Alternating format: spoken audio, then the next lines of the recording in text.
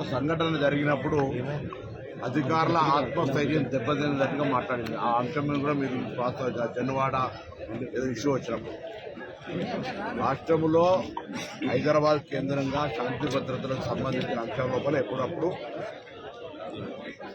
కఠినంగా గట్టిగా వ్యవహరించాల్సి వస్తుంది. జరిగిన సంఘటన గురించి ముఖ్యమంత్రి గారు స్పష్టంగా శాసనసభలో చెప్పారు.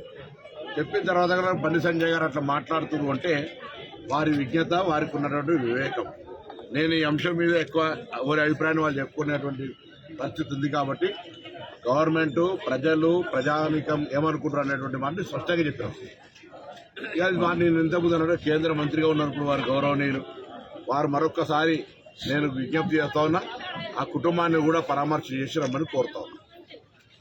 వారిని ఏ విధంగా చనిపోయినరు, మిగతా హాస్పిటల్ ఉన్నారు, ఆ పరిస్థితిని చూసొచ్చి అప్పుడు స్పందించమని నేను బండి సంజయ్ గారిని కోరుతాను. నేను అల్లు అర్జున్ ప్రెస్ పెట్టినా అదంటే దీనికి సంబంధించి ఏదైనా ఆల్రెడీ శాసనసభ వేదికగా గౌరవ ముఖ్యమంత్రి గారు ఇప్పుడున్నటువంటి జరిగినటువంటి అన్ని స్పష్టంగా చెప్పినారు. నేషనల్ వైడ్ గా తెలుగు జాతిని పూర్తి స్థాయిలో చూపెట్టినాం. ఇక్కడ ప్రభుత్వం ఇంత చేస్తూ ఉంది, కక్షపూర్తంగా వ్యవహరిస్తుంది. ఇక మళ్ళీ ఇప్పుడు మీకు ఎక్కడ కక్ష కనబడ్డది నాకు అర్థం కాలేదు. కక్ష ఎక్కడ కనబడ్డదో అర్థం కాలేదు. ఇలా కక్ష అనేటువంటి పదానికి అర్థం లేకుండా ఈ పదంలో అంటే రాష్ట్రంలో ఇప్పుడు ప్రతిపక్షాలు బీజేపీ బీఆర్ఎస్ సినిమా ఇండస్ట్రీస్ మీద ఎక్కువ వాళ్ళు ఫోకస్ చేస్తున్నారు. మిగతా సమస్యలు లేవని మీరు కరెక్ట్ మాట్లాడారు. మొన్న అక్బరుద్దీన్ ఓవైసీ శాసనసభలో మాట్లాడుతూ ఏసీబీ కేసుకు సంబంధించి శాసనసభలో చర్చ చేయాలంటారు.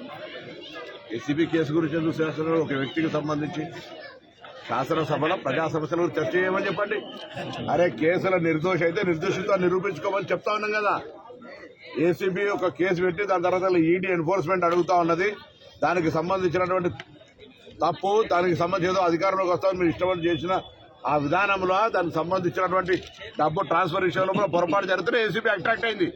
అచ్చా మాకు మేముగా సోమోటో ఏదో మేము పిటిషన్ ఇచ్చి కేసు పెట్టింది కాదు.